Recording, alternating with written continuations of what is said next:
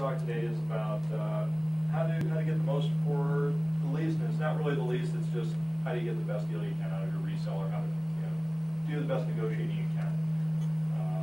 Go through the slides pretty talk about some stuff that I've seen in the past and hopefully give you some insight into what strategies I've seen that work well and what you might be able to take away from this and future purchase negotiations. I'm at Duke University School of Law as the assistant group manager, and I've just been there for about 8 months. Before that, I was a reseller that specialized in storage and software, and I was there for about 7 years as a system architect and sales engineer. Before that, I went through a bunch of .coms and focused mostly on the data storage and infrastructure portion of the .com industry. And the reseller is an important aspect of your negotiation because you can either go direct to a vendor, which seems to be a really common mentality, but when you go directly to a vendor, you're losing a lot of unthought ideas, losing a lot of variety in the actual deliverable, the actual products that can do what you need to do, because at the end of the day, you don't have to go buy this product, you have to accomplish this project. And there's always multiple ways to accomplish anything. So having more choices that are going to accomplish the project, very important, and are only a benefit to you. Some of the big tips are find local resellers. The reason is that they will have local resources that you can rely on. You don't have to wait for a large manufacturer to get somebody in town and work with you on some particular piece of hardware or software. A local reseller will sometimes have labs and other perks that they can offer that you can't necessarily get from a large manufacturer who's not in the local area, directly in the local area. Big example is any large corporation like EMC or other storage vendors. They usually have 2 or 3 key cities in the U.S. where you can get training, and they are probably not local, and so you've always got travel costs built in there. Finding a local reseller, you can get around a lot of that. Also, their technical skills. You have a local expert you can call in for an hour and say, explain this product to me. I just saw the press release. How does this relate to what I am doing? And then gather multiple resellers. Basically take a nice cross-section of the industry. Make sure you have 3 different storage resellers or somebody who has storage for 3 different people. Software, again, get some overlap in the products on a category-by-category basis so you get better selection and just better ways to accomplish the solution you need. Planning, this is the single biggest step I would say is you've got to go into any project saying I need these exact things. I need to accomplish this in my project. Otherwise, the first time you talk to a reseller or even a manufacturer, they are in the driving seat. They're going to be driving your purchasing plan, your purchasing timeline. If you can start by saying, I need to accomplish this, and my deadline is this date, and my budget right now is this, it may change, but that immediately lets you direct the entire purchasing timeline. And you don't let them start dictating times and products to you. Start out by telling them the exact specifications of your project. To do that, you're really going to have to plan ahead and say, I need this by this time. Give yourself plenty of advance notice, and so you can really coordinate this well. Research comparable products. So, you go out and buy a car. Your first action is you're going to jump on the internet and look up on Kelley Blue Book. Okay, what do I know about this car? Because I kind of like that. What are the comparable cars? Because there's 3 cars that you can find from every manufacturer that are nearly identical, but there's going to be little differences that could be really important to you. Definitely do a little bit of research on products before you go out so you can, again, direct that sales cycle to your liking. Try and buy. Can you accomplish a realistic proof of concept for this project? This is a very, very important aspect that I'll talk a little bit about at the end. Some good examples of this, but if you can take your user data, your user environment, and bring it to some lab where they can show you the exact product you're going to buy with your user data, and that gives you better confidence that this product will meet your needs. It's going to give you advanced exposure to that product, and one of the cool things is that's free training. So try and buy. Decide if you can accomplish it and to what extent you can accomplish it. Sometimes you maybe do a proof of concept that gets about 50% realism in there. You can't bring your entire database, it's just too big, but you could bring a likeness on it. You can't bring your entire user population and have them tested, but you could test it with 5, 10 key individuals. The budget is always an interesting one. Everybody has their own thoughts on, do you talk about the budget?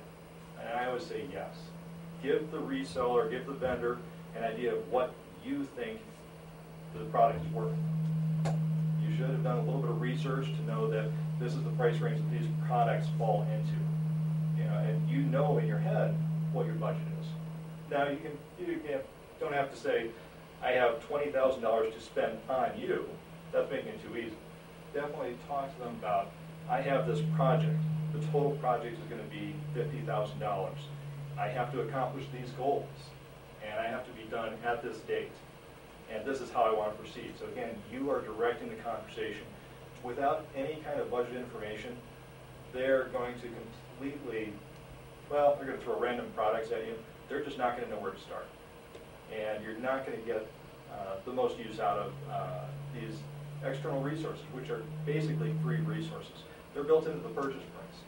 Use them in a way that helps you and benefits you the most.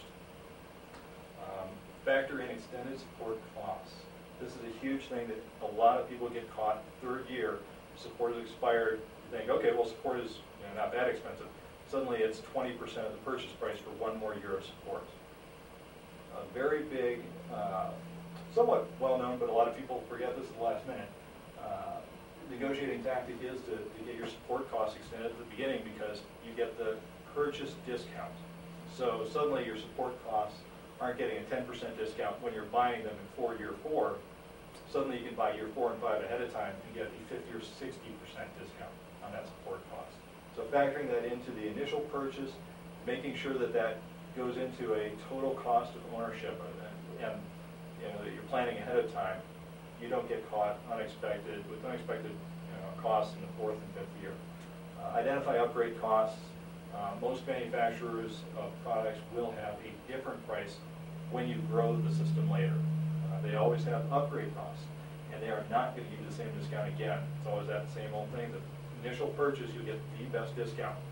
So if you've got enough purchasing power and negotiating power, you can say, I want this discount for all future upgrades of this product, and it's going to have a 3-year timeline. So that you're pre-negotiating that, taking that into account. Otherwise, you could get caught trying to add capacity to a storage system, and they're not going to give you the same discount the second, third time around because you're locked into their hardware. They're at a much stronger negotiating position. Aggregate projects whenever possible. A really good example of this is for the longest time, Sun would almost give away storage for free. If you had to buy servers, you could go to Sun and say, oh, and I need all this storage too, and they would almost give it away for free because they wanted to sell servers. And I'll talk about one particular aspect you can sort of take to any portion of the reseller engagement is there's always soft costs items in a particular project. Hardware manufacturers sell hardware. That is their core business. They usually have software that is almost a zero cost item for them, and they charge something for it, but that's an easy thing to negotiate down because it's a soft cost item for them.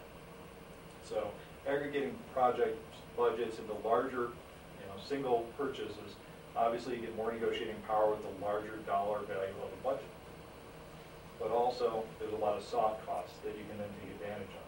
If you purchase a little bit more, suddenly they're going to give you more. Pricing. Plan purchases ahead of time so that you have plenty of time to react and get comparable prices. We're just looking at refreshing our storage system. It expires next year in April. So I went to our primary source, which is Dell, and told them that 7 months out, I want a new system in place. So I've given them plenty of advance warning so that I'm not stuck at the end of March with a unit that's about to go out of warranty, that all of my production data is on. So I've set the timeline again. I've given plenty of advance warning, and I'm not going to get surprised with the price. I'm going to have plenty of time to go back and forth with negotiating prices and options, and it's going to really benefit in the project. We just talked about the term of soft cost. It's really just find out what they don't make their most money on, what they aren't trying to sell the hardest, and that might be a benefit to you. A really good one is training. A lot of times they will just throw in training credits and sweeten the whole project in, and almost no price increase, just throwing in training credits. When we started this, I said make sure you have an overlap with multiple products in a category.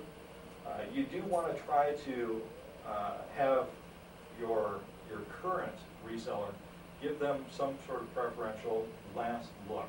So if you've got two vendors that are competing really hard at the end, you should give the better regard to the better provider of service. So if A has been giving you good deals for years, but B is really a competitive product that's almost a better price offering, make sure that the last look is to A because they have a good proven record of support with you. They can either meet it or not, but at least give them that option. And if they can't, they can understand why they've lost the deal. And they're not going to diminish their support or their respect for you. You're not just picking at pennies here or there. You gave them their best chance, and if they fail on their own terms, and that's fine. Ask an ally. We here at this conference may have noticed very quickly that most of the people sitting around us that we meet at lunch are doing almost the exact same thing. I was just talking to a person from Arizona, and they said that they had these 4 projects going on, and they're the exact same ones I'm working on. So what have they done with pricing? How have they negotiated? What deals have they found? In a previous presentation yesterday, we talked about virtualization products, and 2 different people brought up current pricing combinations, packages that their reseller talked to them about because it just came out and it's only valid for 3 months, and other people in the room immediately learned a great price break that they may want to take advantage of. So ask an ally. Another thing you can do is go to somebody who just bought the product you're looking at, ask them what they paid for it.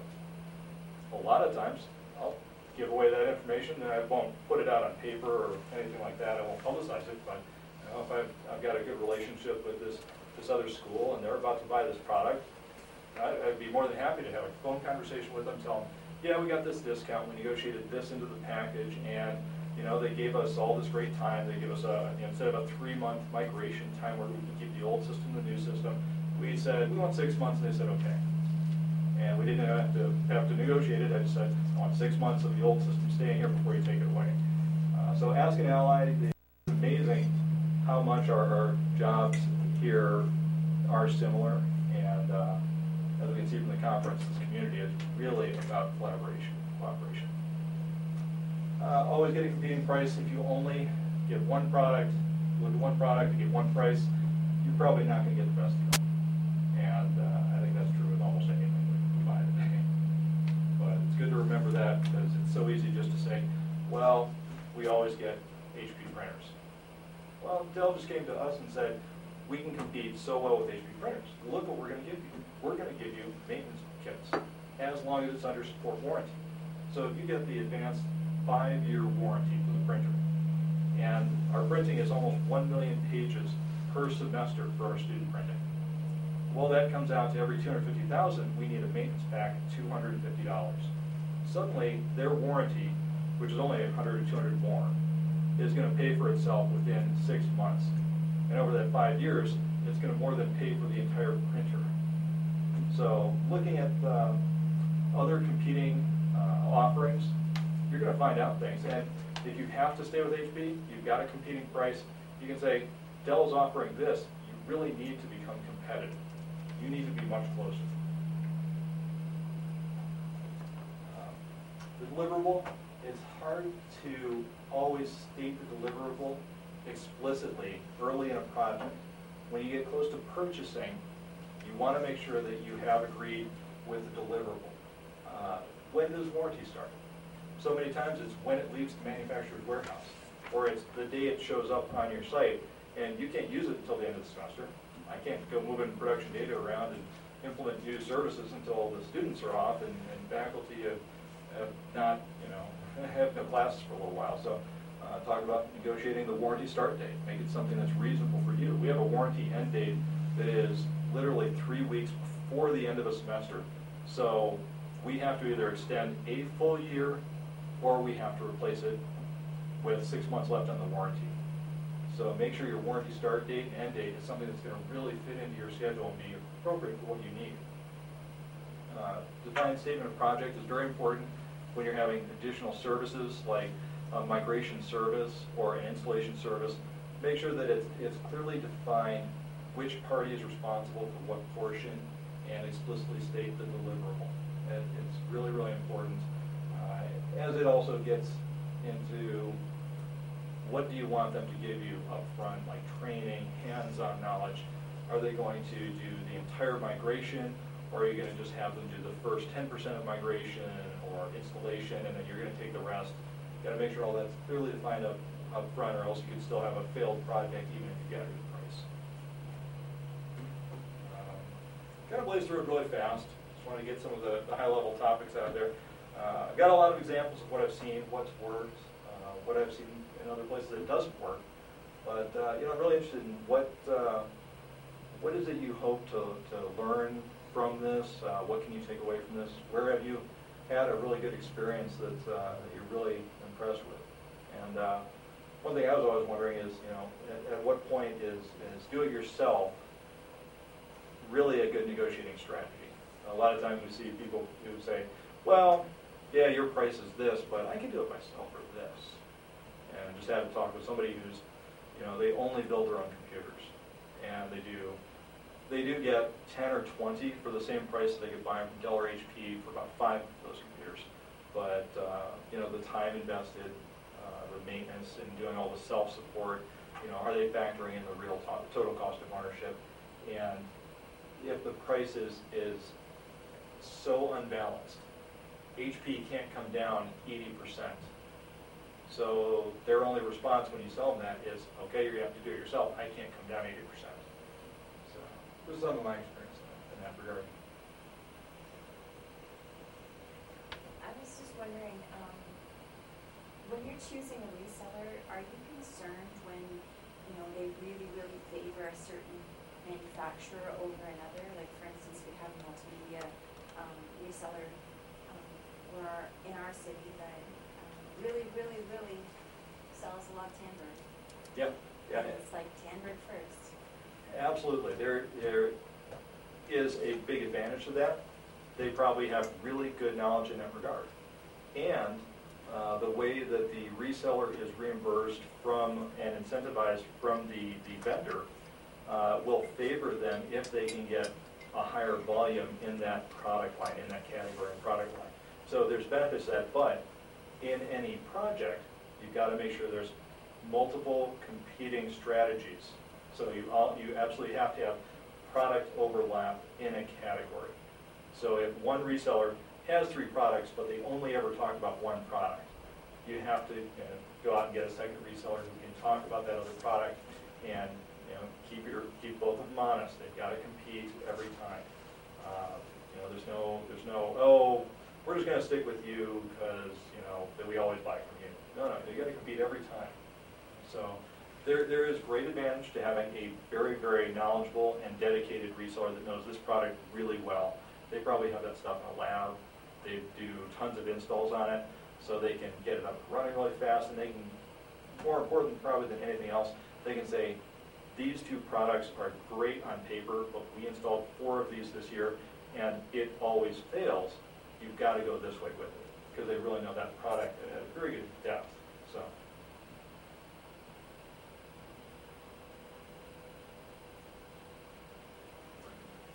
The one example, thinking out of the box, was we had Microsoft was supporting about 200 Sun servers, and every year Sun came back with a slightly higher price because these servers were literally 7 years old, and the support contract per year finally got up over the $2 million a year mark.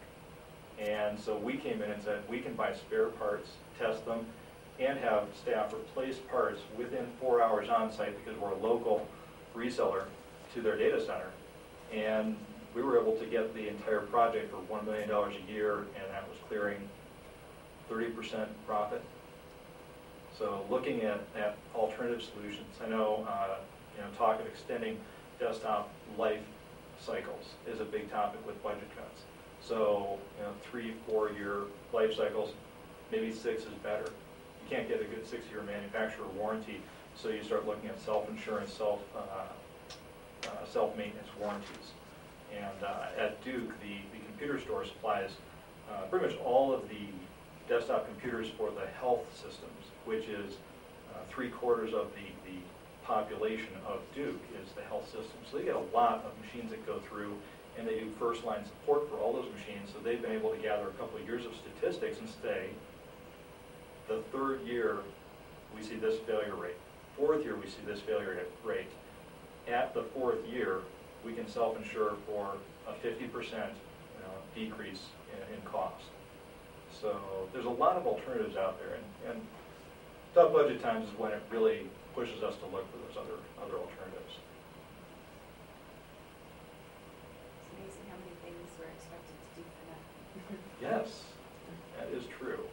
But there's a lot of things you can get for nothing if you're creative. Having a proof of concept, as I said, means that you can ask the manufacturer to come in with a product and install it to demonstrate it for you, and suddenly you've got hands-on training. So yeah, definitely looking at the creative ways you can get more for less. And it's not to say you have to push somebody to where they're not making a profit, otherwise they just won't call you back. So you always have to have that in mind. They can only do so much. We had an experience with one customer that we've been supporting quite well, and they really, really wanted to penny pinch. And so they didn't buy an upgrade of disk drives per system once. And they thought the price was better, and they found out very quickly that they had been sold used equipment, and they weren't told that. And so it wasn't warranted when it broke 2 months later. And all because they wanted to save 3-4%. And there's a reason they couldn't, the other reseller couldn't match our price, is because we were the embedded reseller. We were given a 10% discount by the manufacturer because we were the existing reseller.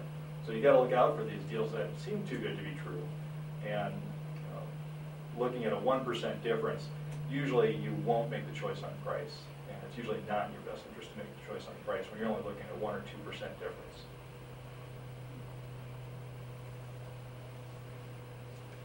Would a reseller be able to fix problems with, say, warranty issues, or to be able to negotiate for you? Absolutely.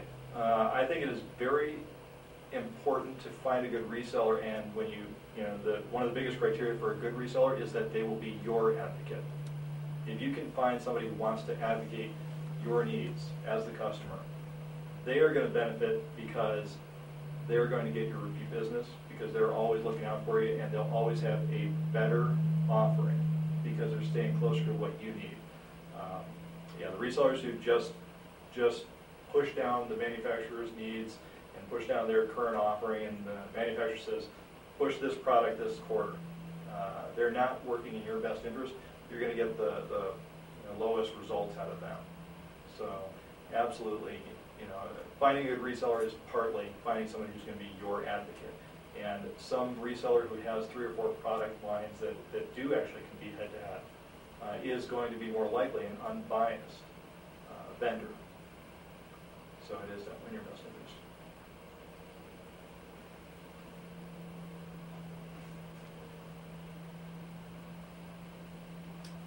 Well, I've listened to the Technoids mailing list. If you guys have any questions, feel free to send them out.